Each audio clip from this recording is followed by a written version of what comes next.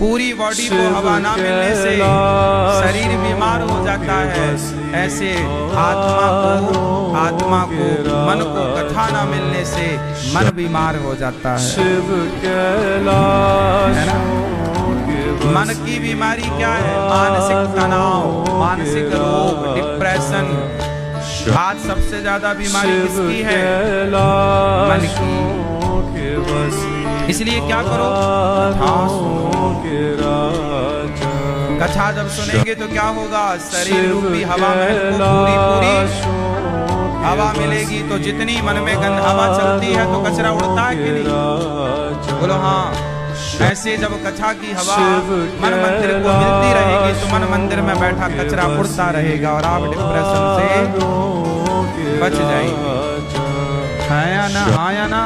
तो हमारी मैया, जयपुर वाली मैया अच्छा लग रहा है आपको? भैया आप लोगों को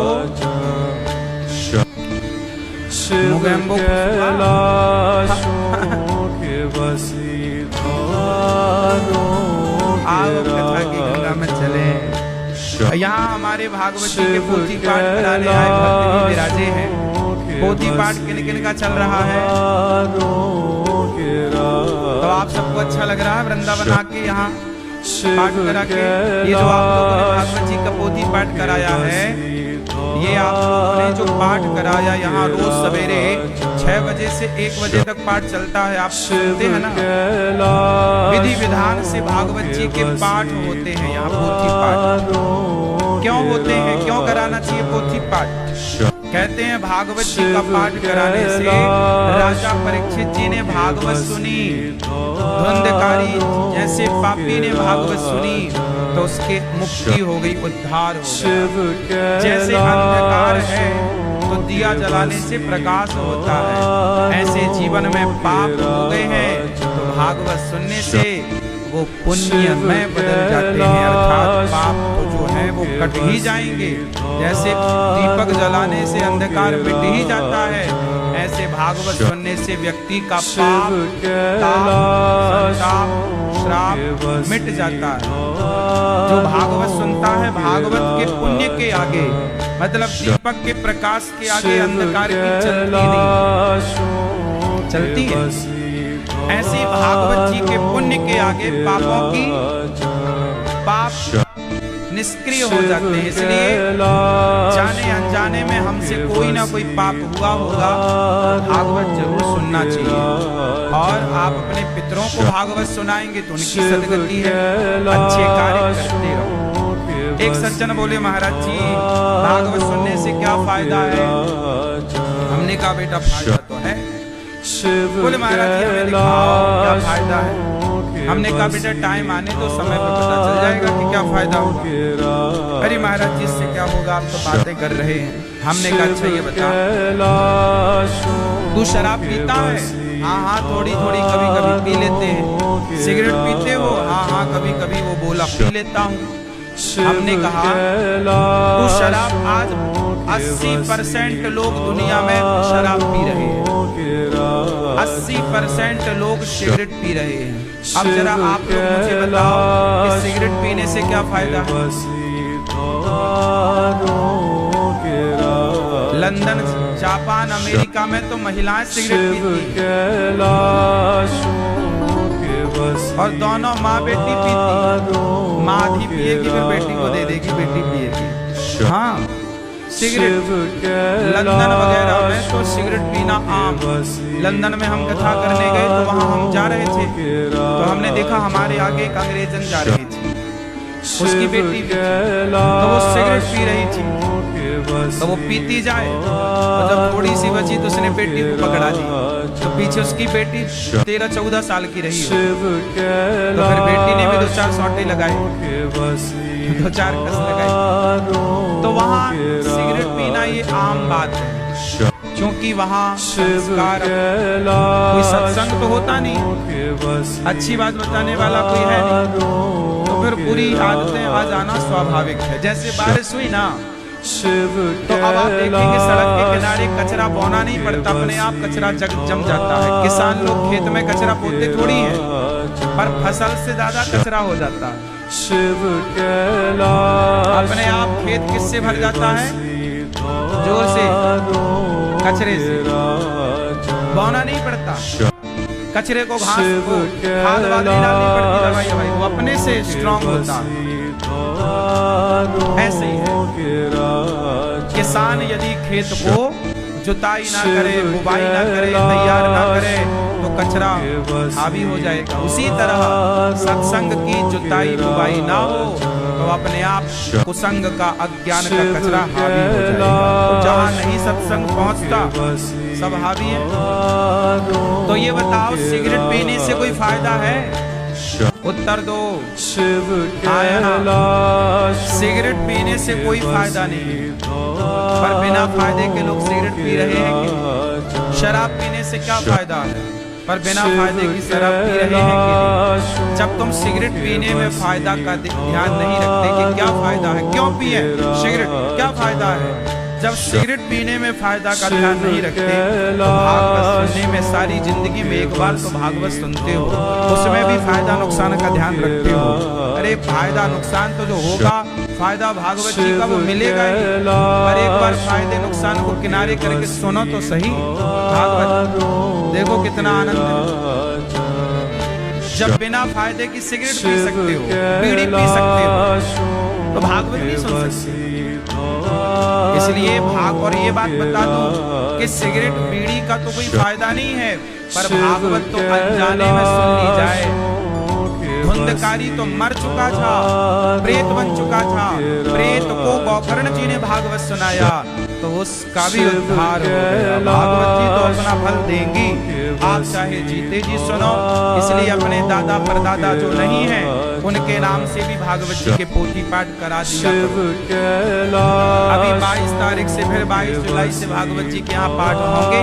आप भी अपने पितरों के लिए भागवत करा सकते हैं, बच्चों की सुख शांति समृद्धि के लिए करा सकते हैं। आज ही हमारे पास काशी से एक सज्जन आए, उन्होंने कहा महाराज जी हमें पुत्र की चाह थी, भागवत जी से पुत्र मांगा तो भागवत जी ने पुत्र दिया है, अब मन है कि भागवत जी कराएं। उन्होंने भागवत जी से मांगा।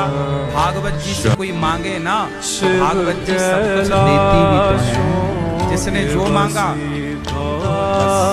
श्रद्धा रखिएगा। ये भागवत कौन है? प्रत्यक्ष भगवान का वांग्मय, प्रत्यक्ष कृष्ण वांग्मय। भागवत कौन है? साक्षात भगवान की वाणी ही तो है। तो जब आप भगवान की बात सुनेंगे तो क्या भगवान आपकी बात नहीं सुनेंगे? भागवत क्या है? भगवान की बात। भागवत क्या है? भगवान की वाणी। जैसे गुरु वाणी, गुरु ग्रंथ साहब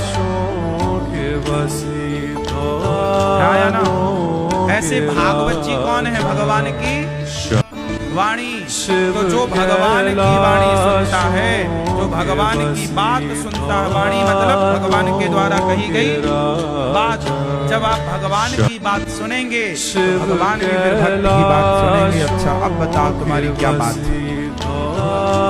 इसलिए भागवत सुनना चाहिए। अच्छा ये बताओ, आप भागवत सुनते हैं तो फायदा होता है कि नुकसान? बोलो। कितने लोग तो शराब छोड़ दिए भागवत सुन के, कितने लोगों का झगड़ा छूट गया भागवत सुन के, कितने लोगों ने मांसाहार छोड़ दिया भागवत सुन के। तो ये फायदा ही तो है। कितने लोग डिप्रेशन में थे, बाहर आ गए भागवत सुन के। कितने लोग आत्महत्या करने जा रहे थे, रुक गए भागवत सुन के। कितने बच्चों को पॉजिटिविटी मिली भागवत सुन के। तो भागवत देती ही तो है, ले क्या रही। इसलिए आप भागवत सुना करिए जहां है।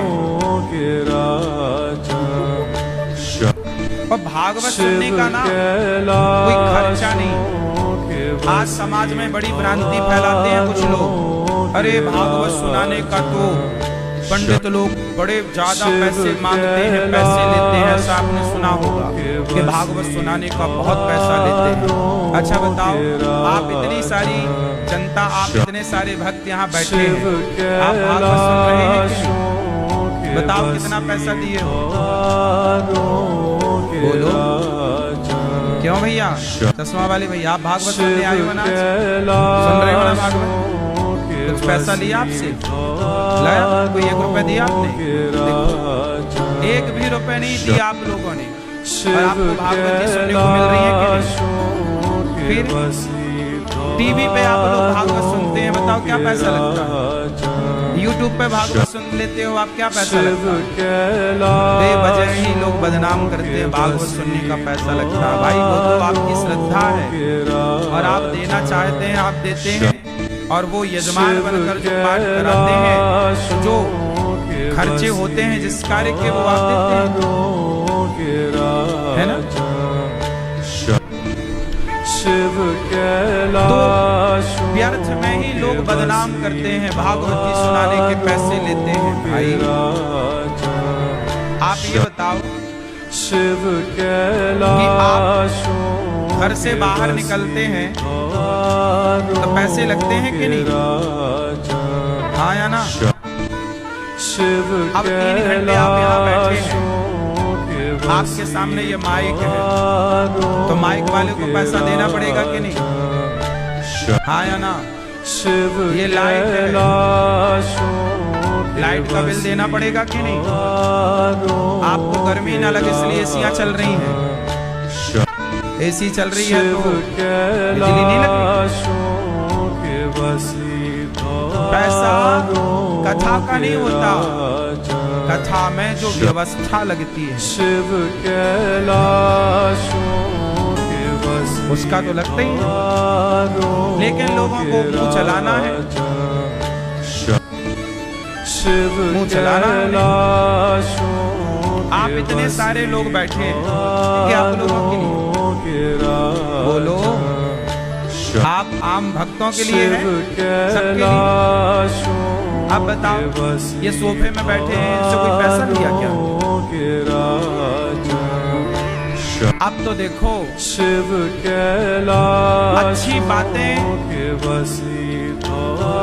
अच्छी बातें यदि बताई जाएं, आज समाज में क्या है, अच्छाई को कोई नहीं देखता,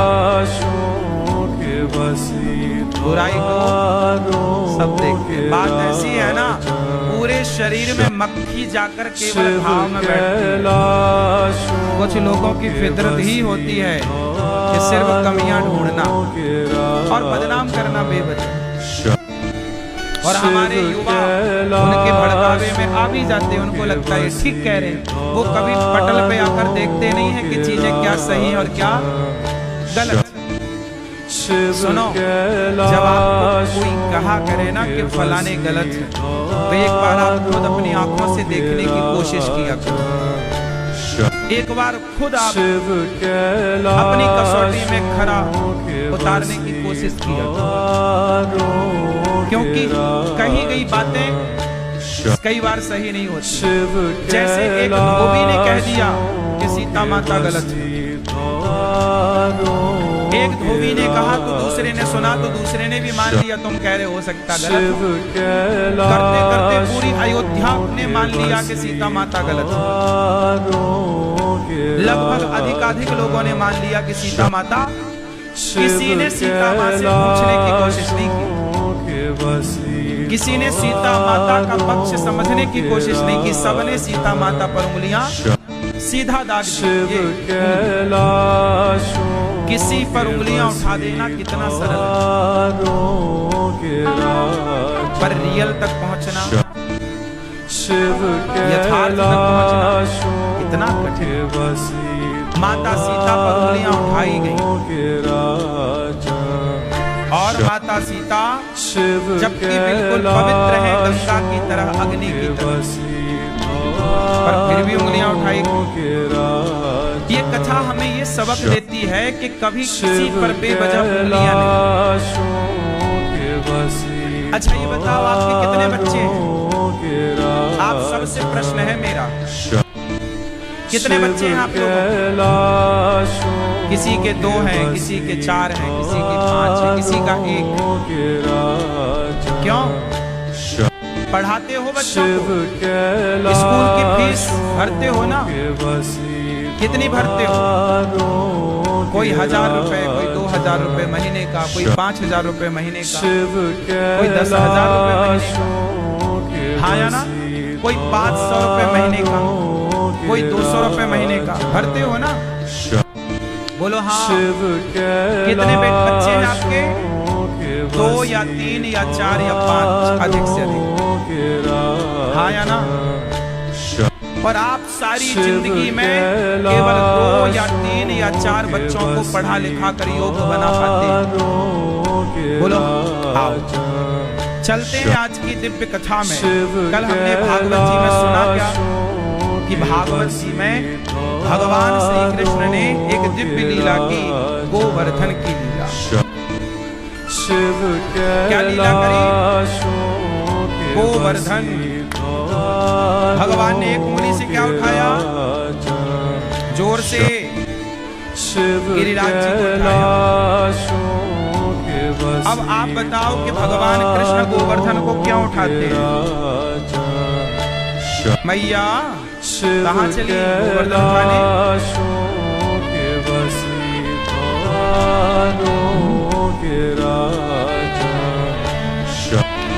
आज गिरिराज जी को भगवान ने एक उंगली पर उठाया। किस पर उठाया? एक उंगली पर। एक उंगली पर उठाकर बच्चों भगवान ने सारे ब्रजवासियों की रक्षा करी और गिरिराज जी को पुनः स्थापित किया। बोलिए गिरिराज धरण भगवान की। गिरिराज जी को भगवान ने उठाया। अच्छा, गिरिराज जी को उठाकर क्या मैसेज दिया? गोवर्धन मतलब गाय का वर्धन, गाय का। अच्छा ये बताओ, आज भारत में सबसे ज्यादा गाय किसके पास है? गृहस्थों के पास या संतों के पास? आज भारत में सबसे ज्यादा गौ माता गृहस्थों के पास है या संतों के? जोर से, जोर से। ऐसे ऐसे संत हैं मेरी माँ जिनके पास 5000 गाय, किसी संत के पास 10,000 गाय, किसी संत के पास 50,000 गाय और किसी संत के पास 1 लाख तक गाय। अब बताओ, संतों ने गाय को बचाकर सही किया कि गलत? तो जिन संतों ने गाय को बचाया है उन संतों को भी लोग गलत कहते हैं कि नहीं? जब आप कहते हो बाबा ढोंगी है, बाबा पाखंडी है, तो भाई ये मत कहा करो कि बाबा ढोंगी है या बाबा पाखंडी है। एक का नाम लेके कहो कि फलाना पाखंडी है, फलाना ढोंगी है। बाबा कह दोगे तो उसमें तो सब आ जाएंगे, और सब आ गए तो क्या? गाय की सेवा करने वाले जो सालों से सेवा कर रहे हैं, जिनका जीवन चला गया सेवा करते करते, आज संत ना होते मेरी माँ तो गाय केवल फोटो पे नजर आती, प्रत्यक्ष तो होती ना गाय। आज गाय बची है ना तो संतों के बल पर बची है, उन संतों के बल पर जिन संतों को आज कुछ लोग दिन भर पानी पी पी के गालियां दे रहे हैं। गाय तो सड़क में घूमती है ना तो लोग उठाकर बूचड़ खाने ले जाते हैं। रात को 2 बजे ट्रक वाला आता है, भरता है, सीधा कसाई ले जाता है, काट देता है। आज गाय सुरक्षित है कहीं तो संतों के पास, और जहाँ 1-1 लाख गाय है। अब गौरी गोपाल गौशाला में 350 गौ माता है, 350 गाय। तब 350 गाय जहाँ है तो भैया उन गाय की सेवा के लिए कुछ लगता है पैसे वैसे के नहीं? तो लोगों को लगता है बाबाओं को तो जंगल रहना चाहिए। आजकल लोग क्या कहते हैं? बाबाओं को तो जंगल में रहना चाहिए। बताओ भैया कौन से जंगल में रहे? जंगल छोड़े क्या तुम लोगों ने? कौन से जंगल चले जाएं बताओ? जंगल जाएंगे तो वन विभाग उठा के फेंक देगा। इसलिए सोचिए, आज लोग संतों को कितना टारगेट करते हैं। संतों को पाखंडी बताने में, ढोंगी बताने में बहुत लोग लगे हुए हैं कि इन्हें सिद्ध करेंगे पाखंडी। अब मेरी माँ, दूसरे लोग हिंदुओं को गाली दें, सनातन धर्म को गाली दें तो चलता है, मुसलमान गाली दे तो चलता है, क्रिश्चियन गाली दे तो चलता है, लेकिन कम से कम हिंदू साधु समाज को, साधु संतों को हिंदू समाज तो कम से कम गालियां ना दे, वो तो सम्मान करे अपने साधुओं का, अपने संतों का। तुम तो अपने सनातन धर्म में साधु संतों का आदर करो, जो गलत है उसका नाम लेके कहा जाए कि ये आदमी गलत है। अब टीवी पे क्या दिखाते हैं, बाबा ढोंगी, बाबा पाखंडी। भाई बाबा कौन सा बाबा, नाम ले लो उसका। अब आप तो एक तराजू में सबको तौलते चले गए, हाँ या ना? इसलिए कई बार एक मछली पूरे तालाब को गंदा करती है, इसका मतलब ये नहीं पांचों उंगली एक सी नहीं होती। संतों के प्रति श्रद्धा रखिएगा। आज आपकी श्रद्धा को बार बार ठोकर मार के तोड़ने की कोशिश चल रही है। श्रद्धा बनती है, फिर कोई ऐसा केस हो जाता है कि श्रद्धा फिर टूट जाती है, फिर बनी, तब तक फिर कुछ ऐसा हो गया, फिर टूट गई। इसलिए जो संत अच्छा कार्य कर रहे हैं, अच्छा ये बताओ, कोई कुछ गलत करता है तो वो सबको पता लग जाता है, फलाने ने गलत किया।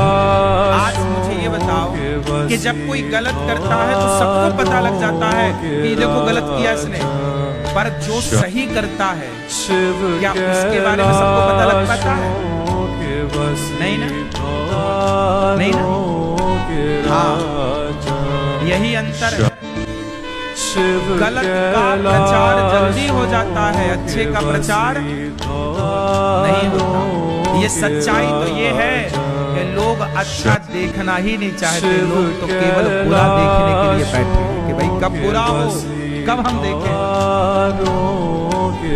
अच्छा लोग देखना ही नहीं चाहते। इसलिए आप तराजू के दो पलड़े हैं, जो अच्छा पक्ष है उसको भी रखिए, जो बुरा पक्ष है उसे भी रखिए। केवल भारतीय संस्कृति को दिन रात गलत गलत गलत गलत कहा जा रहा है, दिन रात सोशल मीडिया भरी पड़ी है गलत गलत कहने से, हाँ या ना? एक अच्छा पहलू भी है। संत लोग क्या करते हैं मालूम? संत लोग गायों के लिए ना दिन रात लगे रहते, कसाईयों से छुड़ाते। अब बताओ, जो ट्रक में गाय भर के जाती है कसाई और वो पकड़ जाती है गाय, मतलब उसे बचा लिया जाता है, तो वो गाय कहाँ जाती है? गौशालाओं में जाती है। और गायों के लिए चारा तो चाहिए कि ना? अच्छा बताओ, भूसे का क्या रेट है बाजार में, जरा बताइए। क्यों भैया आप बताओ, भूसा क्या रेट चल रहा है बाजार में? नहीं पता? आप बताओ भूसा क्या रेट चल रहा है?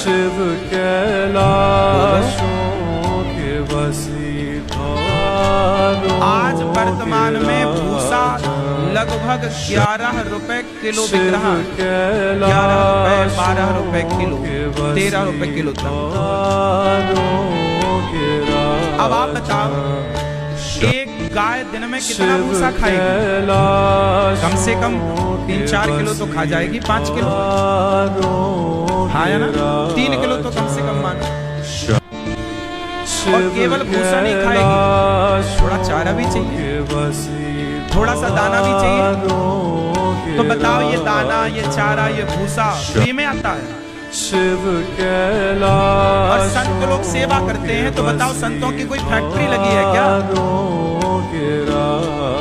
संतों के कोई बिजनेस है क्या? अरे संत तो सदा गृहस्थों के आश्रित रहा है, भगवान के आश्रित रहा है, और गृहस्थ लोगों को आज्ञा करता कि भाई आज गाय को तुम्हारी तरफ से भूसा मिलना चाहिए ताकि तुम्हारा धन किसी, तुम गृहस्थ तुम सहयोग नहीं करोगे गाय के लिए, तो संतों की कोई फैक्ट्री है क्या? इसलिए सेवा करो। आजकल सेवा पैसा तो लग नहीं है साहब, फ्री में आजकल भूसा नहीं आ रहा है, आ रहा तो बता दो। भूसा नहीं आता। और मिलाने वाले भ्रष्टाचारी ऐसे हैं कि कुछ लोग भूसे में भी पत्थर मिला के वजन बढ़ाते हैं। हाँ या ना? फिर आपको क्या लगता बेईमानी कहीं नहीं है? सब जगह गाय के भूसे तक में बेईमानी है। एक नेता नहीं चारा खा गया रहा, बाद में जेल गया, चारा घोटाला। तो ये गाय का चारा खाने वाले कितने लोग हैं? इसलिए गाय का हक तक लोग खा जाते हैं। इसलिए तुम्हारे बाप दादे कह गए हैं कि पहली रोटी गाय की निकाला करो, पहली रोटी गाय की निकाला करो, ताकि गाय सुरक्षित रहे। कितनी गायों को पेट भर भोजन नहीं मिलता। कई गौशालाओं में गाय तो है, पर गायों को खिलाने के लिए कोई देने वाला भूसा नहीं, कोई जाते ही नहीं है। तुम्हें फुर्सत मिलती है संडे के संडे, मॉल जाती हो, मॉल जाते हो, क्या जाते हो अपने पास की गौशाला, देखते हो वहां की हालत। केवल बाबाओं का काम है क्या गौ की सेवा करना? तुम्हारा काम नहीं। और जो सेवा कर रहे हैं गालियां और दे रहे हो आप लोग के बाबा ढोंगी है, पाखंडी है। एक तो वो करे भीख मांग मांग के पूरा कर रहा है, तो तुम गालियां और दे रहे हो। इसलिए अलग नहीं है, दोनों ही एक दूसरे के पूरक हैं। क्या है? आज के 20 साल पहले गांव में भिखारी आता था। बताओ भीख मांगने का तरीका क्या था आज के 50 साल पहले? आप बताओ दादाजी, आप पुराने हो, आपके गांव में पहले भिखारी आता था, कैसे मांगता था अभी? ना, आप बताओ कैसे मांगता था भैया? सुनो, ऐसे नहीं। पुराने जमाने में भिखारी आता था, पहले आपके द्वार पर एक भजन सुनाता था। क्या सुनाता था? या कीर्तन, श्री कृष्ण गोविंद हरे मुरारी हे नाथ। वो खंजनियां लेता था हाथ में और बजाता था श्री कृष्ण गोविंद हरे मुरारी, और पूरा भजन गाकर 2 मिनट कीर्तन करके फिर बोलता था माता भिक्षाम देही। ये परंपरा थी भारत में आज से 50 साल पहले। मेरे बचपन तक में मैंने ये परंपरा देखी है, मुझे याद है। अच्छा बताओ ऐसा क्यों था? मतलब भिखारी भी भीख फ्री का नहीं खा रहा है, वो कह रहा है कि पहले तुम्हारे द्वार पर आकर भगवान का कीर्तन करूंगा, पहले जो मेरे पास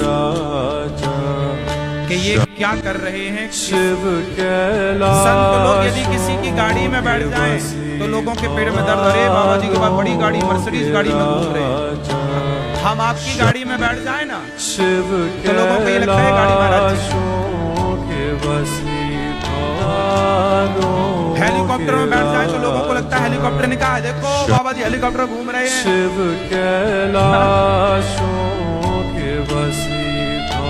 फ्लाइट में बैठ जाए तो लोगों को दिखा, अरे देखो बाबा जी फ्लाइट में बैठ के घूम रहे हैं।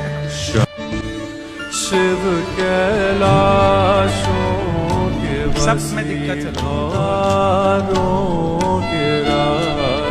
लोग काम नहीं देखते, लोग मेहनत नहीं देखते, संतों के द्वारा की गई समाज की सेवा नहीं देखते, केवल वो उंगलियां खड़ी करते हैं। तुलसीदास जी जैसे संतों का क्या योगदान है देश में, जरा बताओ। क्या दिया तुलसीदास जी ने? क्या दिया समाज को? तुलसीदास जी संत हैं, और बताओ संतों ने क्या दिया गृहस्थों को? आप बताओ तुलसीदास जी ने क्या दिया? क्या दिया? तुलसीदास जी ने समाज को वो रामचरितमानस देकर समाज को आज तक आपके बच्चों को सही मार्ग पर चलने की प्रेरणा देकर के गए। सूरदास जी, कबीरदास जी, ये सब वो संत हैं जिन्होंने समाज को एक नई सीख देने के लिए दोहे देकर अपनी अपनी भाषा में एक समाज को एक अच्छा ज्ञान देकर के गए हैं। ये बात सही है कि गलत है? तो संत लोग तब भी समाज को सही मार्ग दिखाते थे, आज भी सही मार्ग दिखा रहे हैं। हाँ या ना? इसलिए भगवान श्री कृष्ण ने गोवर्धन गाय का वर्धन करके समाज को मैसेज दिया कि जैसे मैं मतलब कृष्ण भगवान होकर गाय की सेवा करते हैं, तो हम कृष्ण के भक्त होकर गाय की सेवा तो करें। यदि कृष्ण को पाना है तो कृष्ण की गाय का सम्मान तो करना पड़ेगा।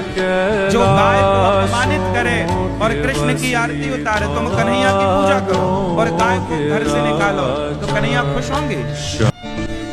इसलिए गाय की सेवा, गाय का सम्मान करो। आज भगवान ने सारे ब्रजवासियों को बैकुंठ का दर्शन कराया। नंद बाबा को वरुण देवता लेकर गए, बाद में सबको बैकुंठ का दर्शन कराया। आज भगवान का मन हुआ रास रचाने का। यमुना के तट पर बांसुरी बजाई भगवान ने। भगवान पिता रात्रि शरदोत्फुल्ल मल्लिका वीक्षरन्तुं मनश्चक्रे योगमायामुपाश्रितः।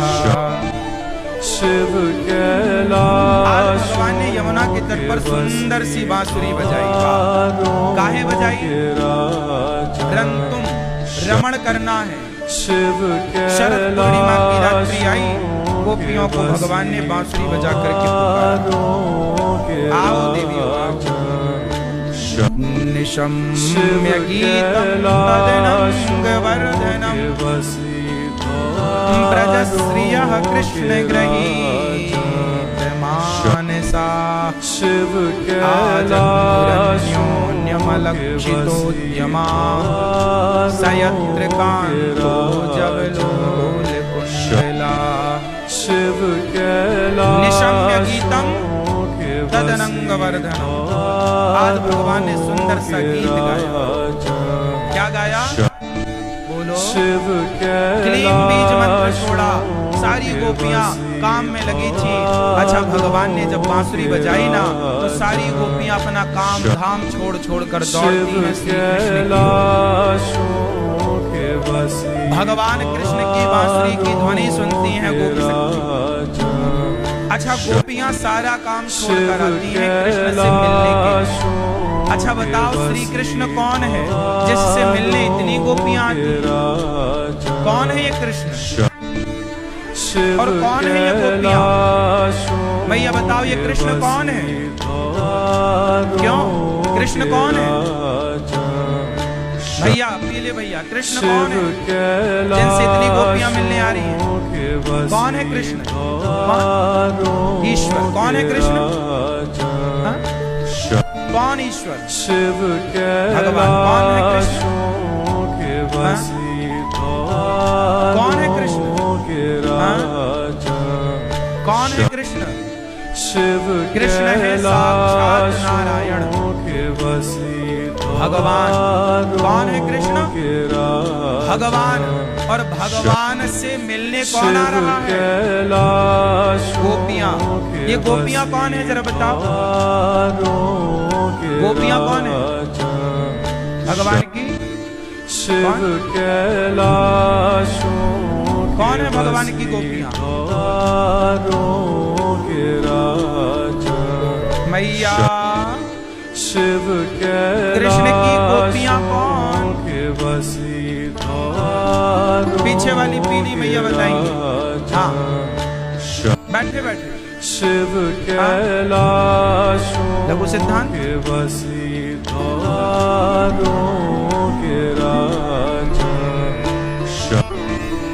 बेटा बताओ, गोपियां कौन है? ये गोपियां भगवान की भक्त। कौन है? भक्त। कौन सी भक्त? ये गोपियां पिछले जन्म में बहुत तपस्या की, और जब भगवान ने पूछा कि तुम तपस्या करके चाहती क्या हो प्रभु? वे संत थे, भक्त थे, स्त्रियां थी, पुरुष थे, सबसे पूछा कि आप क्या चाहते हो? उन गोपियों ने कहा प्रभु हम आपको चाहते हैं, आपसे कुछ नहीं चाहते, बस आप हमें प्राप्त हो जाओ। तो भगवान ने पूछा तुम हमें किस रूप में प्राप्त करना चाहती हो या चाहते हो?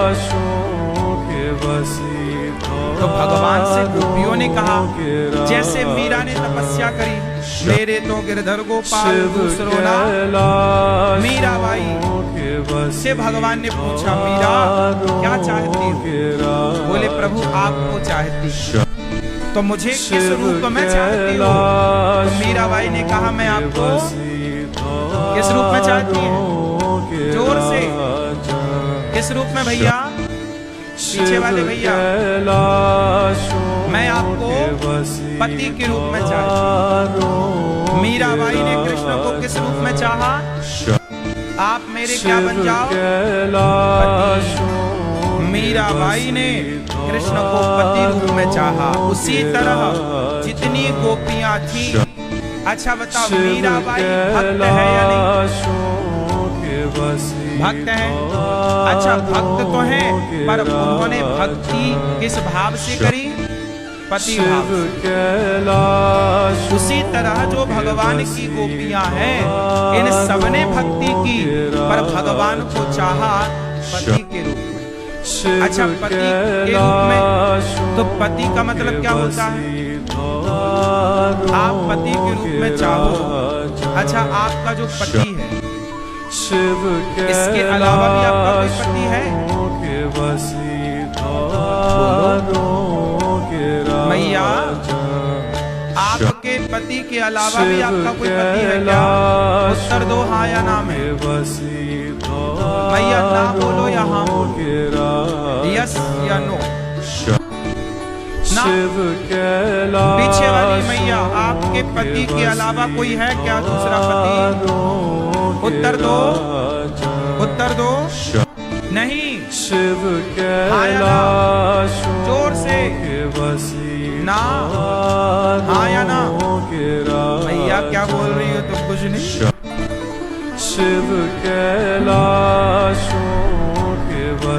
गोलमाल है सब। हाँ या ना? पति के अलावा कोई और है पति आपका? अभी तो हाँ कर रही थी। अब कह रही हो ना, गलती से निकल गई महाराज। हाँ, आपके पति के अलावा भी आपके एक पति हैं। कौन से पति? राष्ट्रपति।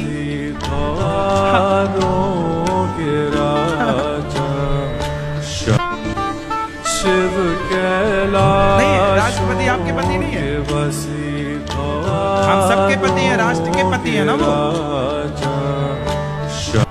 जैसे राष्ट्रपति होता ऐसे भगवान भी पति होते। जैसे आप गाती हो तुम हो एक अगोचर सबके प्राण। भैया गाते हैं आप? आओ गाए तुम हो एक अगोचर सबके प्राण,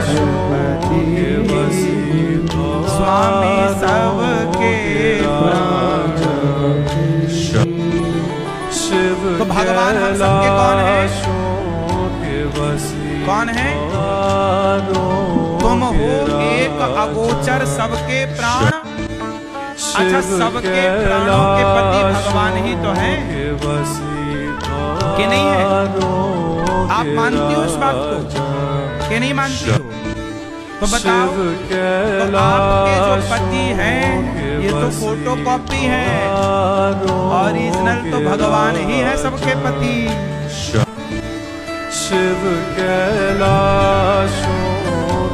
आपको ये वाला पति कब मिला रामलाल?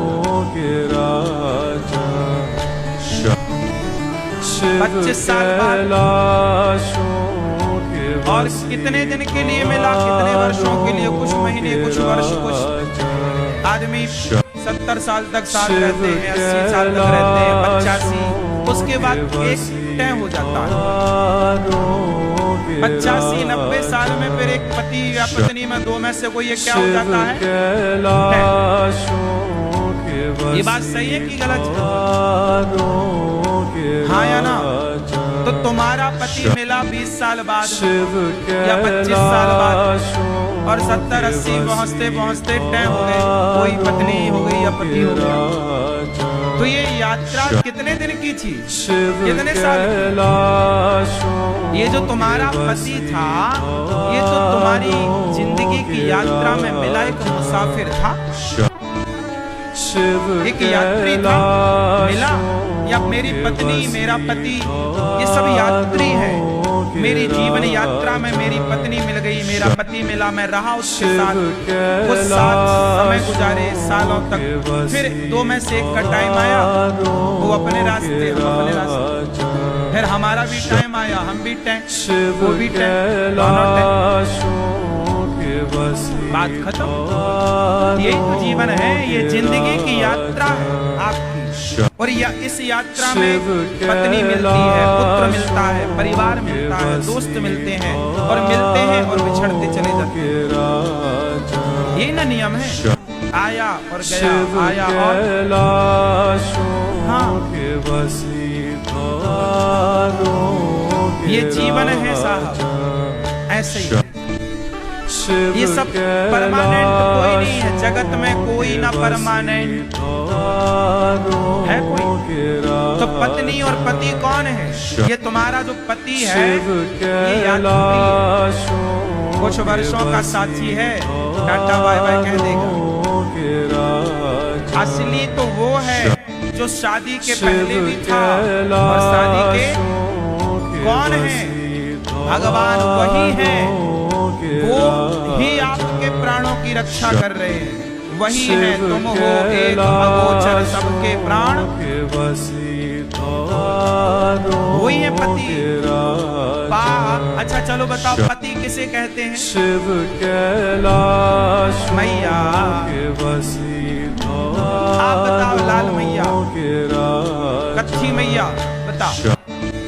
शिव कैलाश पति किसे कहते हैं? पीली मैया बताओ, पति किसे कहते हैं? पति शिव कैलाश। अरे पति की परिभाषा दो, परिभाषा। परमेश्वर तो है ही, पति की परिभाषा दो मुझे, क्या है पति? किसे कहते हैं पति? Who is पति? भैया वाइट वाले, आपकी शादी हो गई, पति बन गए, बताओ पति किसे कहते हैं? चलो आप ये बताओ, पत्नी किसे कहते हैं? जीवन संगनी तो आम भाषा है, कहते हैं, परिभाषा दीजिए पत्नी। पत्नी की परिभाषा, पत्नी को परिभाषित कीजिए, पति को परिभाषित कीजिए। चलिए ये भैया हमारे परिभाषित करेंगे पत्नी को। क्या परिभाषा होती है पत्नी? किसे कहते हैं पत्नी? जो मारे दिन पार, हाँ, जो सुख में साथ दे और दुख में मायके चली जाए। शिव कैलाश के बसी।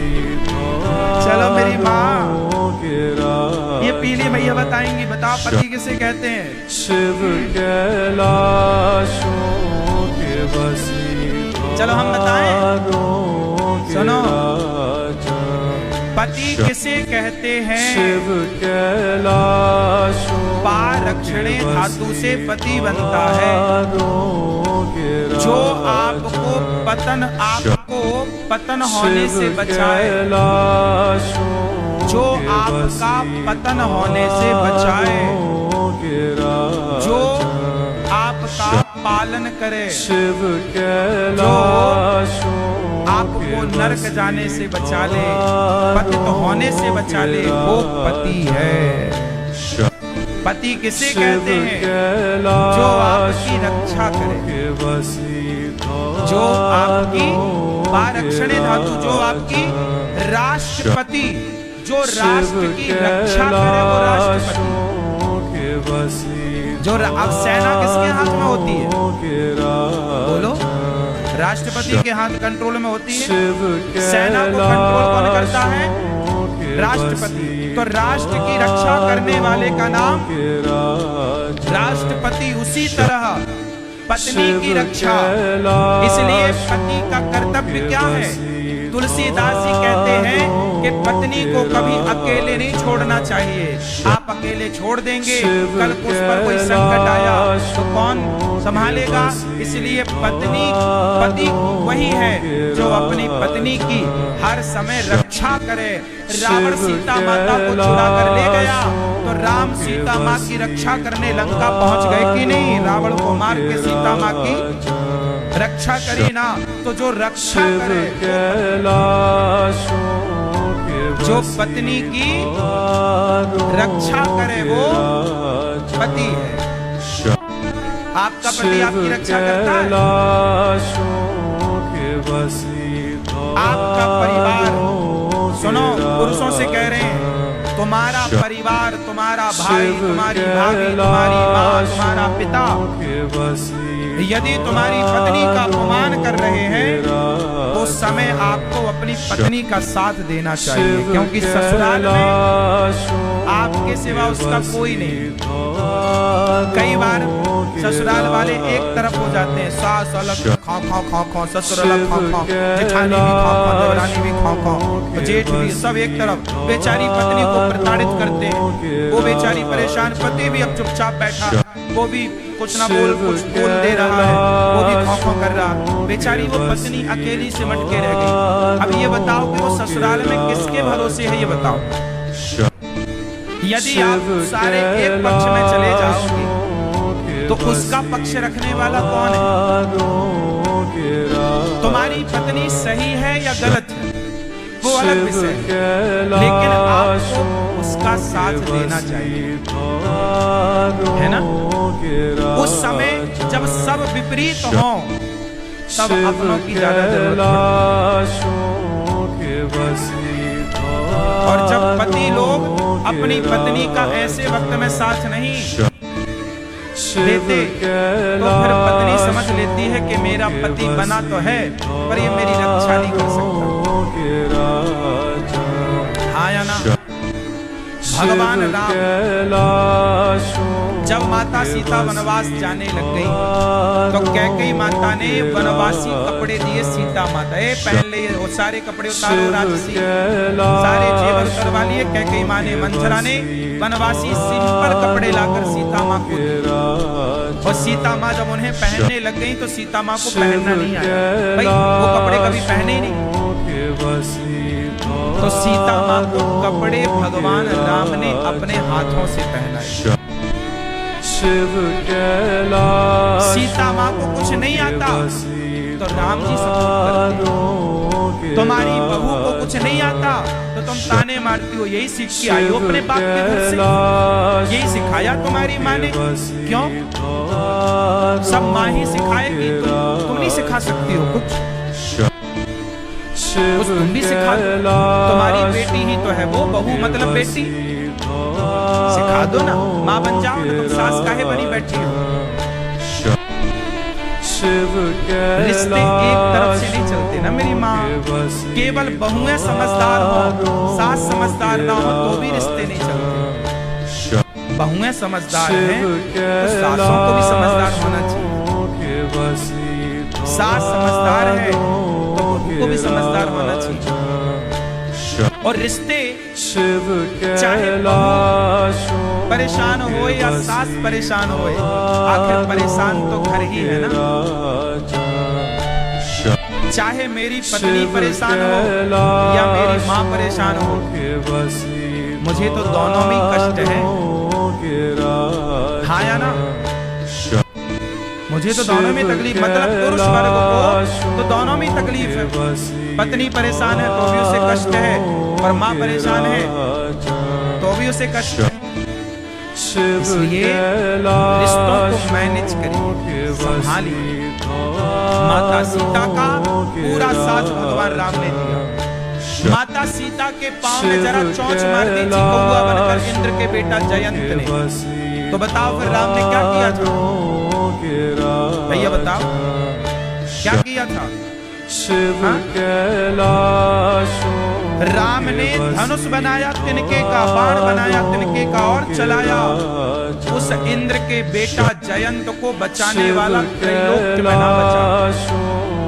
सीता माँ से जरा पंगा ले लिया इंद्र के बेटे ने, चोंच मार दी चरण में, खून बह गया माता सीता के पांव से। राम जी ने देखा खून मेरी पत्नी के चरण से, किसने किया? वो जा रहा कौवा चोंच मार दिया, बाण मार दिया। वो ब्रह्मास्त्र बन गया बाण। ब्रह्मा जी के पास गया, ब्रह्मा जी निकल बाहर, मेरे यहाँ मत आना, राम जी से पंगा लिया है। इंद्र के पास गया, खुद का बाप ना बचा पाया जयंत को, शंकर जी ने बाहर कर दिया, चल यहाँ मत आना। त्रैलोक्य में शिव ना बचा पाए, ब्रह्मा ना बचा पाए, खुद इंद्र ना बचा पाए। तब वो जयंत नारद जी के पास गया, क्या करे? नारद जी ने कहा जा माता सीता के चरणों में गिर, जिनकी तूने अपमान किया जन सीता का, उनके पांव में गिर। सीता माँ के पांव में गिरे। तब राम जी, सीता माँ ने राम जी से कहा प्रभु ये बच्चा है, क्षमा करो। राम जी ने क्षमा किया। क्या मतलब हुआ आपका? मतलब पत्नी का जरा अपमान किया तो राम जी उसे बचाने वाला त्रैलोक्य। पति किसे कहते हैं? जो ना पत्नी का अपमान करे और ना पत्नी का अपमान होने दे, वो पति। चलो बताओ पति किसे कहते हैं?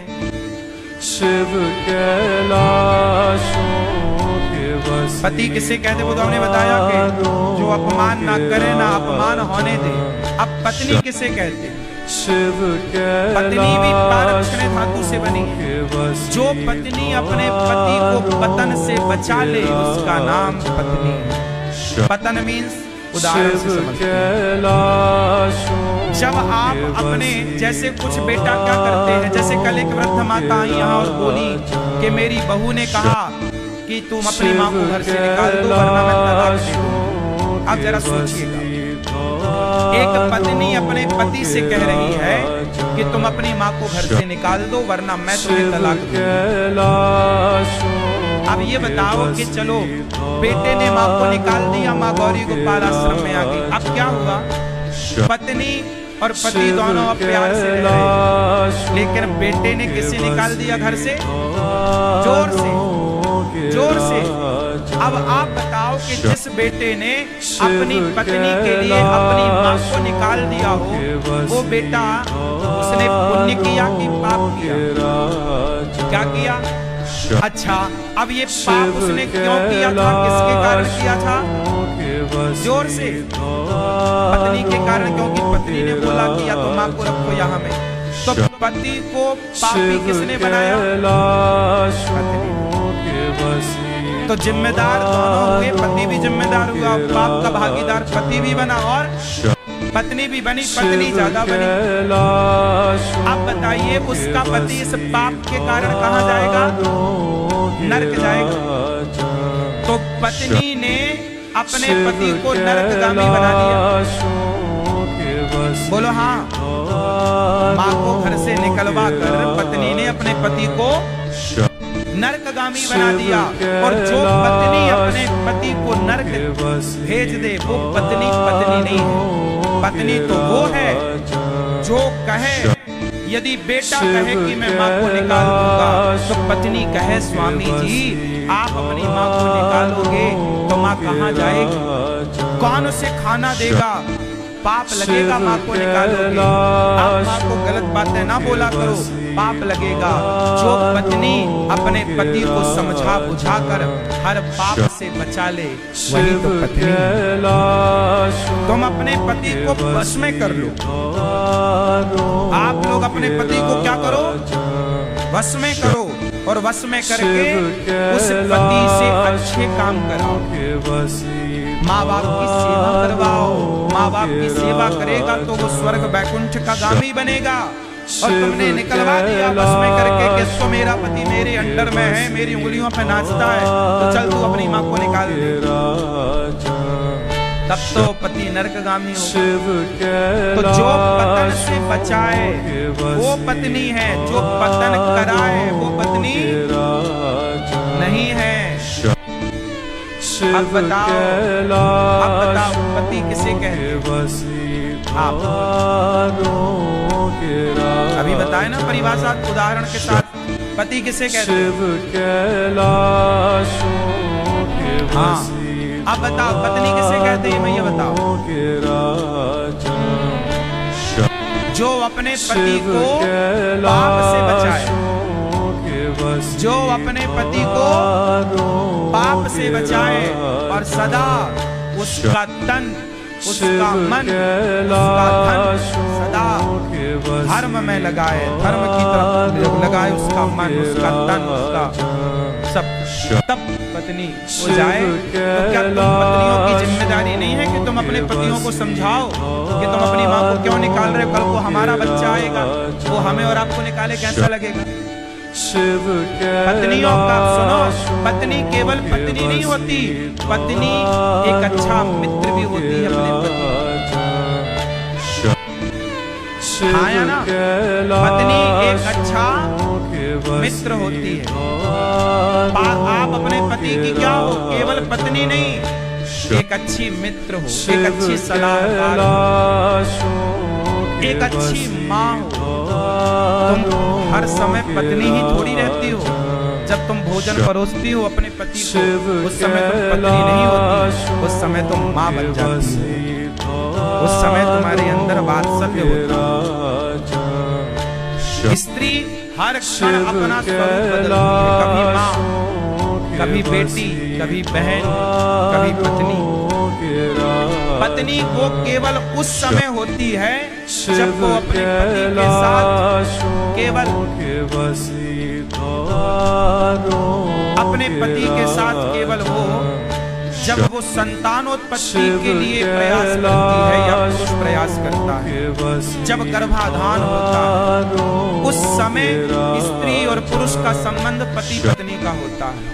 बाकी समय आपके बगल में आपकी पत्नी बैठी है, कोई बात कर रही है, हंस रही है, मुस्कुरा रही है, आप हंस रहे हैं, मजाक कर रहे हैं, उस समय वो पत्नी नहीं है आपकी, उस समय वो आपका मित्र बन जाती है। मित्र की तरह आप उससे बात करते हैं।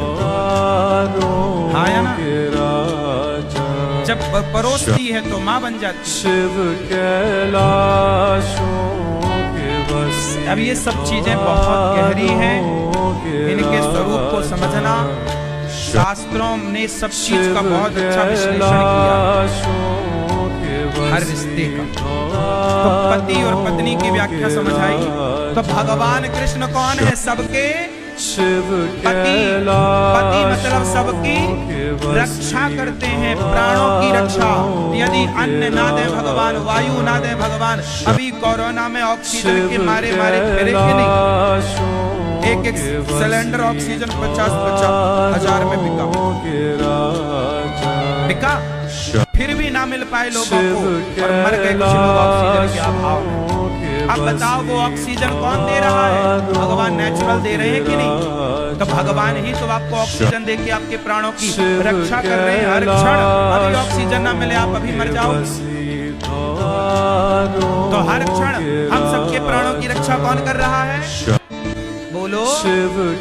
किसान खेत में बीज बोता है, ना फसल हो तो क्या कर लेगा किसान? तो अन्न देकर भगवान हम सबका पालन कर रहे हैं। पानी ना बरसे तो क्या कर लोगे? हाहाकार मच जाएगा। तो पानी बरसा के भगवान हम सबका पालन कर रहे हैं। तो भगवान हम सबके कौन हुए? जो पालन करे वो पति होता है। तो भगवान सबके पालन, भगवान सबके।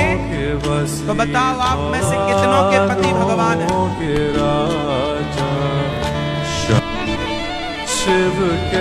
क्यों भैया? व्हाइट कुर्ता, आपके पति भगवान है कि नहीं? क्यों आपको प्राणों की जरूरत नहीं है क्या? तो प्राण देने वाले कौन? पति मतलब तुम लोग ये समझते हो वो पति जो हमारे पप्पू का पापा बन जाए। आप लोग पति बस इतना ही समझते हो कि जो ये बच्चे पैदा करवाए वो पति। आप लोग ना पति का मतलब बस इतना ही जानते हो, उससे ज्यादा नहीं। पति मतलब रक्षक। इसलिए पुराने जमाने में राजा के पास एक पति होता था, सेनापति।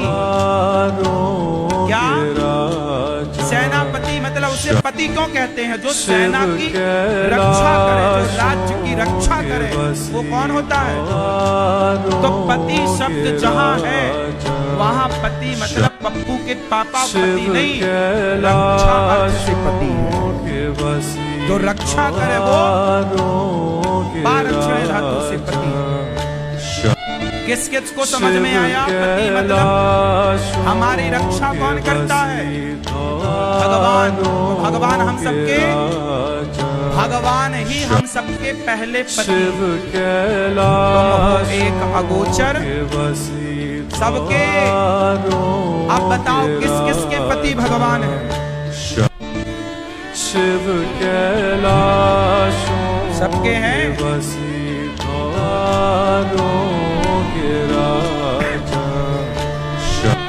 तो हम सब भगवान के ही हैं। वही हमारे रक्षक, सबके नाथ जगन्नाथ। कल जगन्नाथ जी की यात्रा है क्या? कल जगन्नाथ जी की क्या है? कल जगन्नाथ जी के बारे में बताएंगे आपको। अच्छा आपको आज बता दूं, कल जगन्नाथ भगवान की रथ यात्रा। साल में एक बार भगवान अपने मंदिर से निकल करके अपनी मासी माँ के घर जाते हैं। भगवान जगन्नाथ जी की एक माँ नाम है गुंडीचा। ये गुंडीचा और इंद्रद्युम्न नाम के एक राजा थे। इंद्रद्युम्न नाम के एक राजा थे, उनकी कोई संतान नहीं थी। तो गुंडीचा और इंद्रद्युम्न ये वही हैं जिन्होंने जगन्नाथ भगवान का मंदिर बनवाया। आपने ये क्यों कह दिया कि मेरे कोई संतान नहीं है? मुझे कभी ऐसा लगा ही नहीं कि मुझे कोई संतान नहीं। भगवान ने कहा मैं आपके भाग्य की रेखाएं देख रहा हूँ, तुम्हारी कोई संतान नहीं। गुंडीचा माँ ने कहा प्रभु मेरी संतान है। कौन? 3 संतान है मेरे, 2 बेटे हैं, एक बेटी। भगवान मेरे से क्या छिपा है? आपके कोई संतान नहीं है। भगवान से माँ गुंडीचा ने कहा माँ प्रभु जो मैं देख सकती हूँ शायद आप नहीं देख पा रहे, क्योंकि आप भगवान भगवान हो तो आपको भगवान की तरह सब दिखता है, पर मैं माँ हूँ इसलिए मुझे माँ की तरह सब दिखता है। मुझे लगता है कि मेरे 3 संतान। तो बताओ फिर उनका नाम क्या है? जगन्नाथ जी ने पूछा था आपके 3 संतान ने नाम बताओ। गुंडीचा माँ ने कहा कि प्रभु मैं आपको, बलभद्र जी को, जगन्नाथ जी को और सुभद्रा मेरी बेटी, कृष्ण और बलभद्र मेरे बेटे, मैं आपको अपने पुत्र रूप में देखता हूं। अब तो जगन्नाथ जी की आंखों में आंसू आ गए। अब तो वो माँ कहकर बुलाने लगे जगन्नाथ। जब भी पूजा करने आती तो प्रकट होकर भगवान उनके हाथ से हाथ खाते, केसर वाला मीठा और दाल खाते, और जो मैया खवाएं भोग लगाते जगन्नाथ जी, गोद में बैठकर खाते गुंडीचा माँ। ऐसे करते करते करते करते माँ का बुढ़ापा आ गया। अब माँ बिस्तर पर आ गई। अब बिस्तर पर आ गई तो कैसे वो मंदिर जाए और कैसे वो दर्शन करे? तो माँ एक दिन रो रही, गुंडीचा माँ प्रभु मैं आपका दर्शन करने नहीं आ पाई, मैं आपका दर्शन नहीं कर पाई। हे प्रभु दर्शन कैसे होंगे?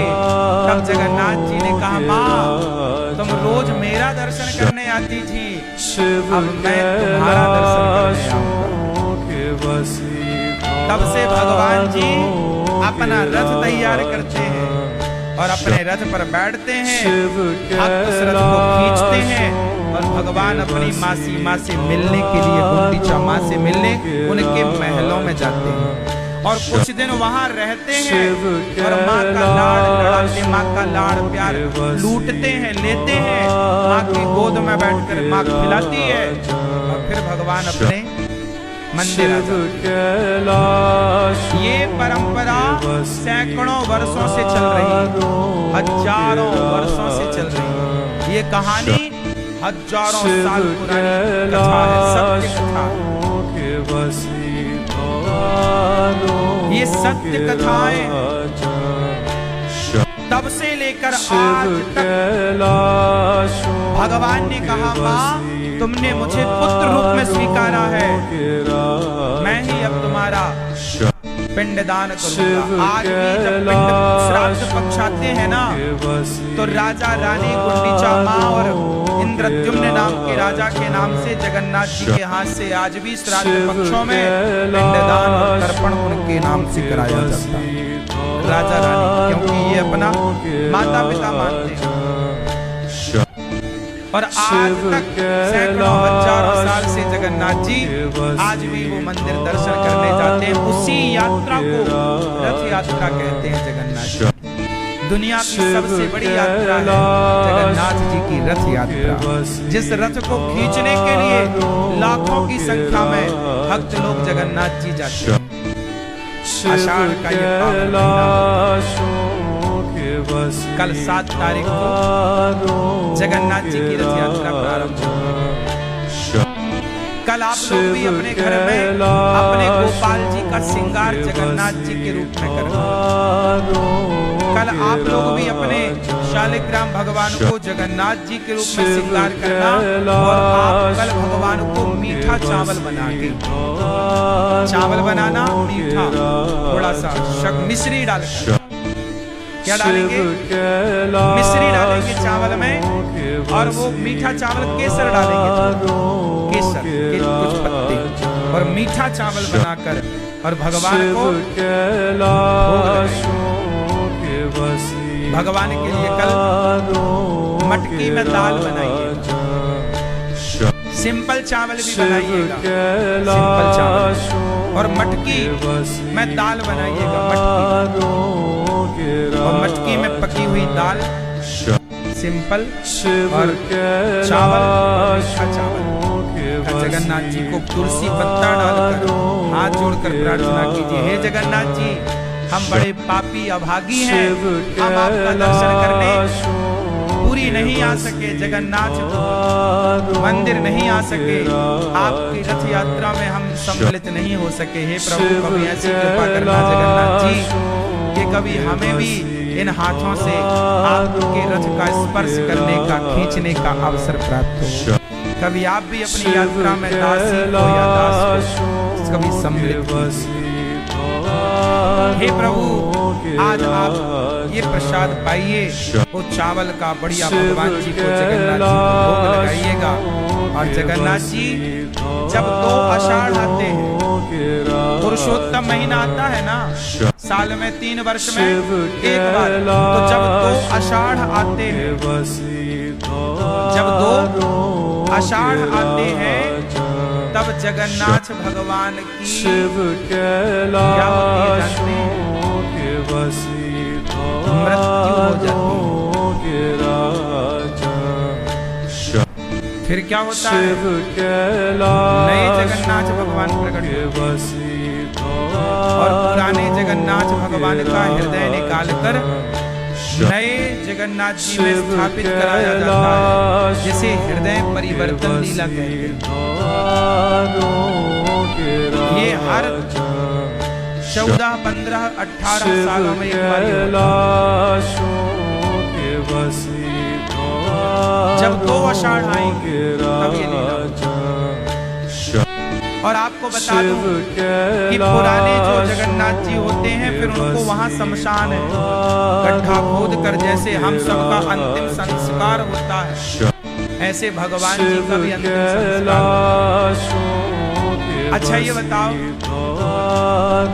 जन्म लिया और मर गए, जन्म लिया और मृत्यु हो गई, इससे ये सिद्ध हो रहा है कि जगन्नाथ भगवान कोई शिला या कोई लकड़ी नहीं है। जगन्नाथ जी आज भी हैं और वो भाई मरे, मृत्यु किसकी होती? जो है उसी की ना होगी। तो जगन्नाथ भगवान की मृत्यु होने के पहले उनका ये क्रिया अंतिम शमशान में क्रिया पूरी होने के पहले नए जगन्नाथ जी बनाए जाते हैं। और जगन्नाथ जी कहाँ बनते हैं? उस एरिया में नीम का पेड़ होता है। उसे स्वप्न देकर जगन्नाथ जी पुजारी को बताते हैं कि फलानी जगह पर नीम का पेड़ है। उस नीम के पेड़ पर शंख और चक्र होना जरूरी है। नेचुरल उसमें शंख और चक्र के निशान होते हैं। फिर उसे सोने की कुल्हाड़ी से काटा जाता है, उसे लाया जाता है कीर्तन करके, उससे फिर जगन्नाथ जी बनते हैं। जगन्नाथ जी तैयार हुए और फिर जगन्नाथ जी को पुराने जगन्नाथ जी से हृदय निकालकर नए जगन्नाथ जी में प्रवेश कराया जाता है और पुराने जगन्नाथ जी को उनका जो शमशान है वहां उसमें विसर्जित किया जाता है। ऐसे जगन्नाथ जी जो सदा रहते हैं, ऐसा नहीं कि जगन्नाथ जी कोई मूर्ति है, कोई शिला है, कोई विग्रह ना, साक्षात भगवान है जगन्नाथ, साक्षात रूप है पथगामी। भगवान गोपियों को बुलाते हैं और गोपियों की सेवा को स्वीकार करते हैं। गोपियां भगवान के दर पर आई हैं, सारा सब कुछ सर्वस्व लेकर। भगवान ने गोपियों को स्वीकार किया। गोपी मतलब भगवान की पत्नियां, गोपी मतलब जन्म जन्म के तप करने वाले साधु संत। आज भगवान ने बांसुरी बजाई, गोपियां आई काम धाम सुहंत्यो हम हित्वा समुत्सुकाः। सारी गोपियां अपना काम छोड़ छोड़ कर आई। भगवान ने सब गोपियों का स्वागत किया। कहा क्यों आई हो? जाओ अपने पति के पास। पति कैसा हो? दोषीलो दुर्भगो वृद्धो जड़ो रोग के धनो पीवा। पति अंधा लंगड़ा बहरा काना कैसा हो? पति भगवान होता। नारी का धर्म है कि वो पति की सेवा करे। पति कैसा हो? पति अंधा लंगड़ा कैसा हो? कौन है? भगवान। गोपियां बोली प्रभु अब तो आप हमारे पति हो, हम सबको छोड़कर आपके पास आए हैं, आपको छोड़कर कहां जाएं? भगवान ने गोपियों को स्वीकार किया और गोपियों के संग रास लीला स्टार्ट। कृपया आप सब मुझे बताओ ये रास क्या है? ये रास में क्या हुआ, क्या था? क्यों भैया ये रास का मतलब क्या है? हाँ हाँ आपसे पूछ रहे दादाजी, बताओ पूछो वाले चश्मा वाले। रास मतलब चश्मा लगाए रहो, क्या है रास का मतलब?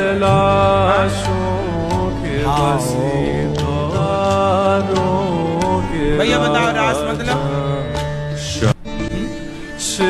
तुम करो तो रास लीला, हम करे तो कैरेक्टर ढीला। देखो आपको हंसी आई, क्यों आई हंसी? क्योंकि आज तक आप लोगों ने यही सुना है कि रास का मतलब कैरेक्टर ढीला है।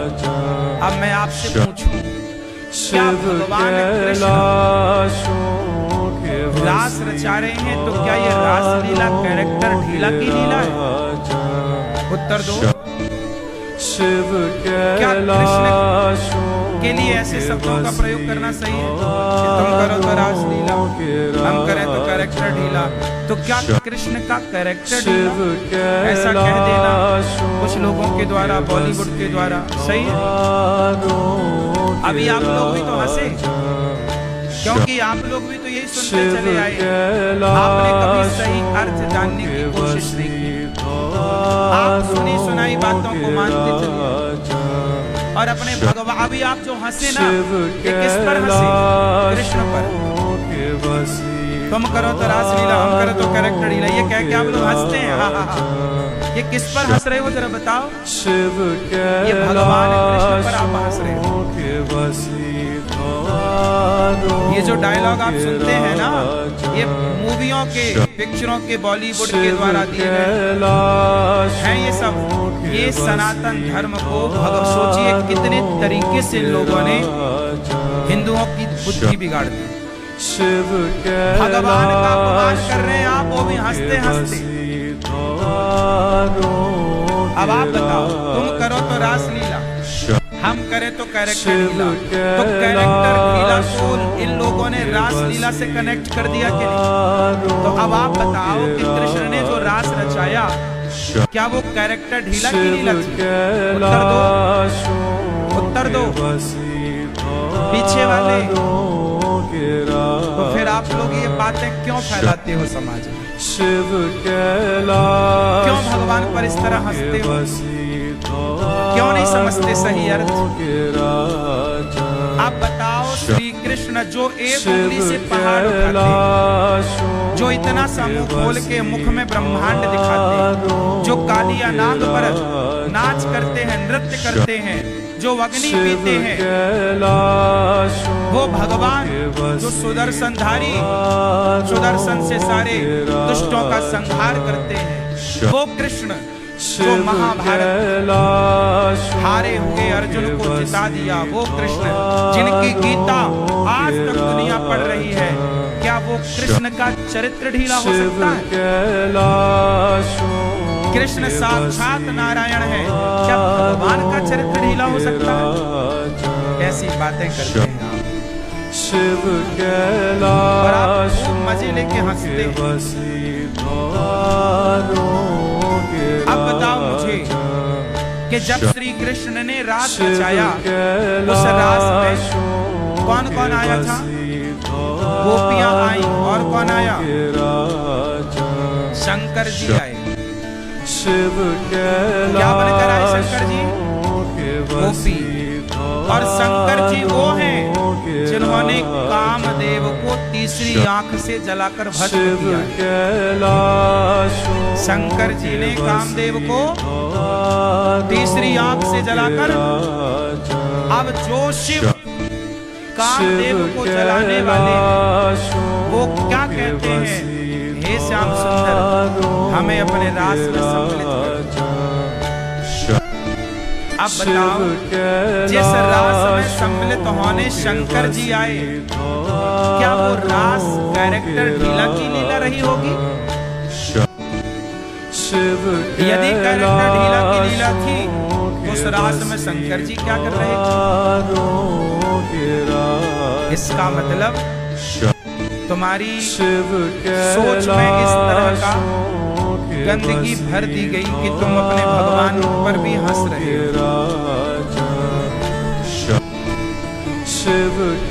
भगवान कृष्ण की जो रास लीला हुई, वो भगवान से शंकर जी भी आए तो गोपी बनकर आए।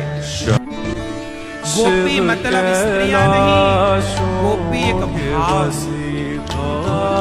जैसे हमारे देश में अभी कुछ महीने पहले, साल भर पहले एक G20 समारोह हुआ, G20, जिसमें हमारे भारत में 20 देशों के नेता आए, प्रधानमंत्री, राष्ट्रपति आए, और हमारे देश के प्रधानमंत्री और राष्ट्रपति से मिले। तो वो अन्य देशों के नेताओं से हमारे देश के नेता मोदी जी जब मिले, तो वो मिलन का नाम क्या रखा?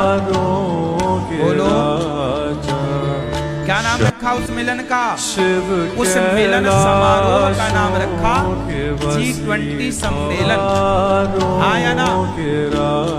जैसे देश के नेता एक दूसरे से मिलते हैं तो नाम G20 सम्मेलन, उसी तरह जब भगवान अपने भक्तों से मिलकर उनकी इच्छाएं पूरी करते हैं, तो उस भक्त और भगवान के मिलन का नाम होता है रास।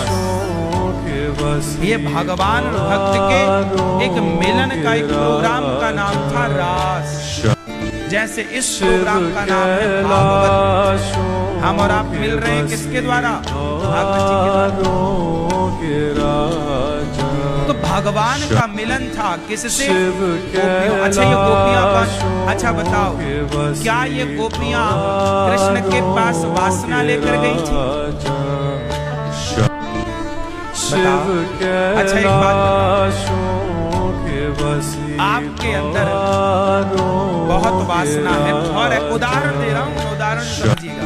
माना कि आप काम वासना में डूबे, आपके अंदर वासना है, अभी आपके सामने आपकी माता आ जाए, माँ, तो क्या आप उस काम वासना की ही दृष्टि से अपनी माँ को देखोगे क्या?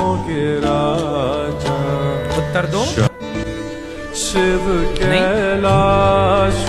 आप अपनी पत्नी को अलग दृष्टि से देखते हैं और अपनी माँ को अलग दृष्टि से। ये बात सही है कि गलत है? शिव कैलाश सही है।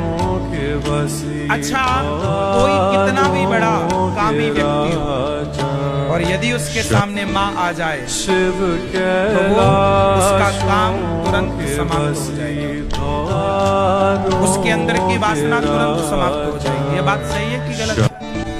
सोचिए कि जब माँ को देखकर वासना मिट जाती है तो भगवान को देखकर भला किसी के अंदर वासना का जन्म कैसे हो सकता है?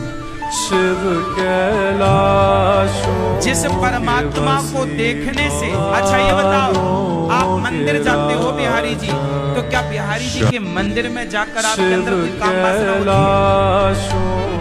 है? जगन्नाथ जी जाते हो तो भगवान का दर्शन करते हो, उस समय कोई वासना होती है? बोलो हाँ या ना? यदि होती भी होगी आपके अंदर तो मंदिर जाके उतनी देर के लिए समाप्त हो जाती है। हाँ या ना? अब सोचो कि जिनके मंदिर में वासना टिकती नहीं है, भला वो साक्षात कृष्ण के आगे क्या गोपियों के अंदर वासना टिकी रही होगी? क्या वासना रही होगी उनके अंदर? गोपियां कृष्ण के पास कोई वासना लेकर नहीं गई, ये गोपियां तो कृष्ण से प्यार करती। और सुनो, जहां वासना है वहां प्रेम नहीं हो सकता, जहां वासना है वो स्वार्थ होगा, जहां प्रेम होगा वहां कोई वासना हो ही नहीं सकती। प्रेम और वासना ये दोनों अलग अलग विषय हैं।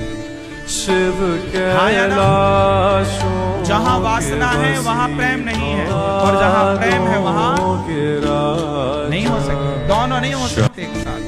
शिव कैलाश इसलिए भगवान गोपियों के संग मिले और गोपियों के संग जो रास रचाए, गोपियों को छोड़कर भगवान अभिमान आया, चले भी गए, अंतर्धान भी हो गए।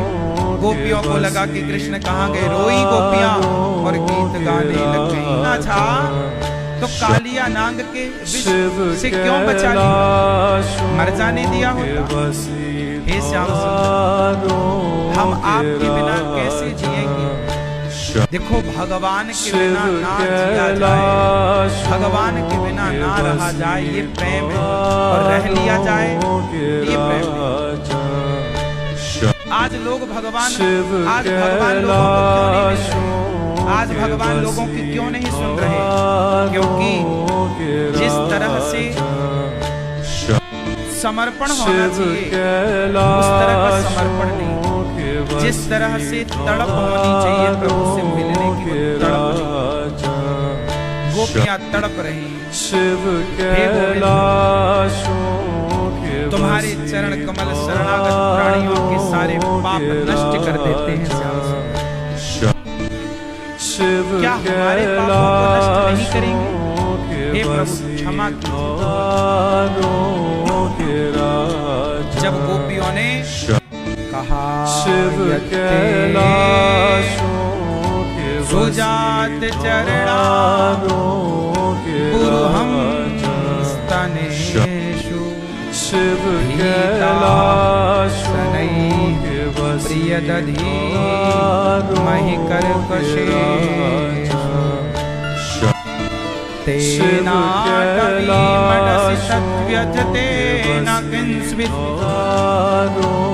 पूर्वादिभिर्ब्रह्मभिः मति धीर। शिव गोपियों के संग बड़े प्रेम से रहते हैं, के वसी बड़े आनंद से। इसके बाद भगवान ने एक लीला की, ये अखंड लीला आज भी भगवान रास की लीला रचा रहे हैं। निधि वन में आज भी ठाकुर जी का रास, ये रास सदा की लीला है, नित्य लीला है।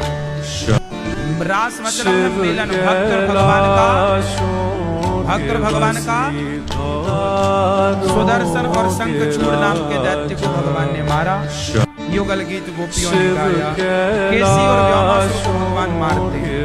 अक्रूर जी भगवान को लेने चले। भगवान शिव वृंदावन से 10.5 वर्ष की आयु में वृंदावन से मथुरा जाने लगे। अक्रूर जी लेने आए। जब गोपियों को लगी पता कि कृष्ण जा रहे हैं, हम सबको छोड़कर रथ के आगे आकर लेट गए। हे श्याम सुंदर, अब तो हम मर जाएंगे, अब हम मर जाएंगे। क्यों? आप हमें छोड़कर जा रहे हैं, हम कैसे रहे? भगवान बोले 2 दिन में आओ। 2 दिन का कहकर भगवान चले गए मथुरा। और जब भगवान मथुरा पहुंचे तो वहां मथुरा में भगवान ने क्या क्या किया? मथुरा शहर घूमने भगवान गए। धोबी मिल गया, कपड़े का गट्ठा लेकर भगवान ने कहा, मामा जी राम राम। धोबी बोला, आप कौन? बोले, हम कन्हैया। अच्छा, तुम वृंदावन से आए, ग्वाले हो? हाँ। धोबी बोला, तुमने अपने बाप के राज में ऐसे कपड़े देखे? भगवान बोले, कपड़े मांगे मामा जी, बाप तब चले गए। एक थप्पड़ मारा जोर का, धोबी तय हो गया। गोविंदाय नमः। कपड़े अपड़े लेके भगवान चले तो कपड़े बड़े राजा के कंस के थे, बड़े नाप के, बड़े बड़े, कन्हैया छोटे और कपड़े बड़े। तब दर्जी ने बढ़िया नाप के सिले। ये धोबी पिछले जन्म का वही था जिसके कहने से सीता मां को वनवास हुआ। इस जन्म में इसका उद्धार हुआ। सुदामा, दर्जी पर कृपा भगवान ने की, नाप के कपड़े बनाए। सुदामा नाम के माली ने भगवान को माला पहनाया। कुवलिया पीड़ नाम के हाथी भगवान ने रथ भंग किया, धनुष भंग किया। और कंस की सभा में कुवलिया पीड़ नाम का हाथी जो कृष्ण से लड़ने को तैयार था, हाथी को मारा भगवान। चाणूर मुष्टिक बड़े पहलवान थे, चाणूर मुष्टिक को मारा भगवान ने। और कंस बड़ा पावरफुल ऊपर बैठा सभा में। और भगवान श्री कृष्ण कंस की सभा में पहुंचकर कंस के बाल पकड़ के और उठा के घुमा घुमा के जो पटका, अब कंस को बचाने वाला कोई नहीं। पापी तब तक सुरक्षित है जब तक घड़ा भरा नहीं। भर गया है पाप घट पापी के अत्याचार से, और कंस तुझ पापी का उद्धार होगा मेरे कृष्ण अवतार से। मैं तुझे मारने आया हूँ। जो उठाकर पटका मंच के नीचे, सभा के नीचे, और जो पटक के भगवान कूदे कंस के ऊपर, कंस का गोविंदाय नमो नमः। भगवान लड़ते भी बढ़िया है। 10.5 साल की आयु में देखो कंस को निपटा दिया। मक्खन खाएंगे तो निपटाएंगे, पिज्जा बर्गर खाए होते तुम्हारी तरह तो कंस ही हावी रहता। अब कंस है बुराई का प्रतीक, और बुराइयों पर आपको हावी होना है तो सब प्रकार से आपका मन भी आपका सात्विक हो, आहार विहार भी सात्विक हो। भगवान ने माखन खाकर देखो कंस को मार गिरा। कंस के पिता को मथुरा का राजा बनाया उग्रसेन। कंस इतना अत्याचारी था, अपने बाप को ही जेल में बंद कर दिया। माता देवकी पिता वसुदेव को जेल से मुक्त कराए भगवान।